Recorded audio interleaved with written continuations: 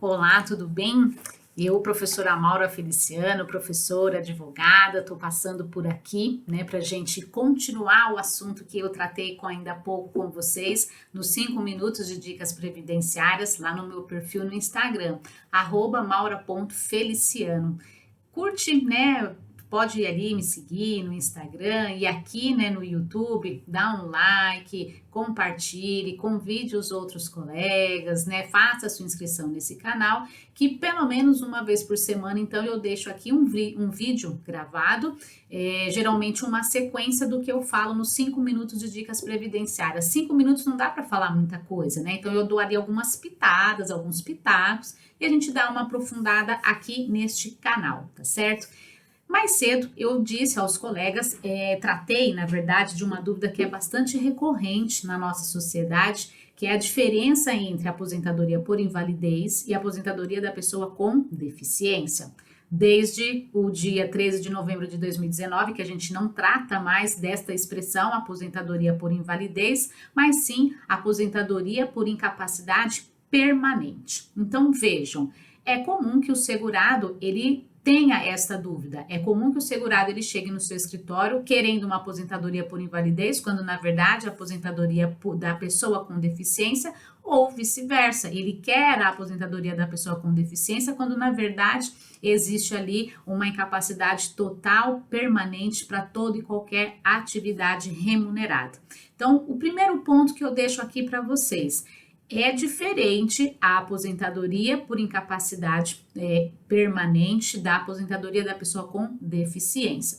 Nos termos do artigo 42 da Lei de Benefício da Previdência Social, a aposentadoria por incapacidade permanente ela tem como pressuposto que o segurado ele não consegue exercer nenhuma atividade que garanta sua subsistência, nenhuma atividade remunerada que garanta sua subsistência. Pode ser que a situação tenha como antecedente um auxílio-doença, um acidente muito grave. Pode ser que essa constatação ela se dê após o processo de reabilitação profissional, mas o que a gente precisa ter para reconhecer essa condição no nosso cliente, né, no segurado da Previdência Social, ele não tem condição de exercer nenhum tipo de atividade remunerada. Ele não consegue exercer a atividade que habitualmente ele exercia e também não consegue desenvolver qualquer outra atividade. Eu costumo dizer, né, ao cliente quando ele me procura que deve ser muito ruim, e geralmente é essa pergunta que eu faço a ele, se de fato ele está incapaz de fazer qualquer coisa, porque vejam, uma atividade que garanta a sua subsistência, ela pode estar ali recheada de oportunidades. Se a pessoa não tem condição para nenhuma delas, deve ser um estado muito triste. Em contrapartida, a aposentadoria da pessoa com deficiência, né, que está prevista na Lei Complementar número 142 de 2013 e cujo regramento, né, cuja regulamentação está no Decreto 3.048, a partir ali do artigo 70, o que é que eu tenho? Eu tenho um segurado em que ele pode sim trabalhar, ele tem condições de trabalhar, ele tem condição de produzir, de viver com dignidade do seu trabalho, ele pode estudar, ele pode se formar, ele pode tudo. Qual é a questão? A pessoa com deficiência, como o próprio nome já sugere, ela tem uma deficiência e esta deficiência torna a permanência dela no mercado de trabalho um pouco mais assim, não vou dizer criteriosa, mas assim, exige mais dessa pessoa. E em razão de exigir mais, o legislador ele compreende então que após passar por uma perícia biopsicossocial, esta pessoa poderá se aposentar por tempo de contribuição, mas com um tempo reduzido, ou poderá se aposentar por idade também com um tempo reduzido. Então percebam, eu não tenho impedimento da pessoa com deficiência para trabalhar.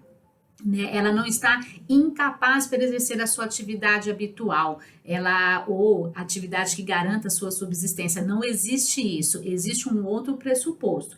E separei aqui o conceito da pessoa com deficiência previsto na Lei Complementar número 142.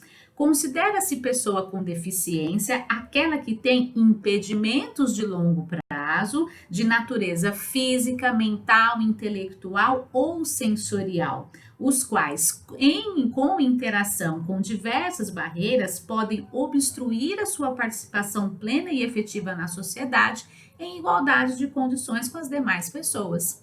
Eu, Maura, né, pela minha condição física, eu posso entrar em qualquer carro, sair para dirigir. No exercício da minha advocacia, então, eu não tenho nenhum impedimento. Eu entro em qualquer carro, eu dirijo qualquer carro, né, desde que a minha habilitação permita, claro, né, mas eu posso me locomover muito bem, eu posso chegar num prédio público e subir escadas, posso usar elevador, enfim, eu não tenho nada que bloqueie, que obstrua o meu ir e vir. Em contrapartida, um colega advogado que, por exemplo, ele tem ali uma deficiência, né, tem a paralisia, por exemplo, não consegue andar, está numa cadeira de rodas, precisa de um amparo, esta pessoa, ela concorre comigo, somos advogados, porém, ela terá mais barreiras para superar do que eu. Dependendo do tipo de deficiência, não é qualquer carro que essa pessoa poderá entrar, dependendo do prédio público que ela vá, ela não consegue um atendimento. Então, é com este olhar que a Lei Complementar 142 vem, então, estabelecendo critérios diferentes para que esta pessoa se aposente. No artigo 3º, né, ainda falando da Lei Complementar 142, nós temos duas espécies de aposentadorias para a pessoa com deficiência. É a aposentadoria por tempo de contribuição e a aposentadoria por idade. No caso da aposentadoria por tempo de contribuição, tanto o homem quanto a mulher poderão se aposentar com menos tempo de contribuição. Então, o homem aos 25 anos e a mulher aos 25 anos o homem e aos 20 anos a mulher, se após a perícia for diagnosticado que a deficiência é num grau grave. Aos 29 anos se for mulher e aos 29 anos se for homem e aos 24 anos se for mulher com uma deficiência moderada. E o que é mais comum na nossa sociedade? Aos 33 anos de tempo de contribuição, se for homem, e aos 28 anos, se for mulher, com uma deficiência leve. É uma redução interessante para quem está no mercado de trabalho, convivendo ali com alguns impedimentos que a sua deficiência, né, ali acarretou no seu dia a dia laboral.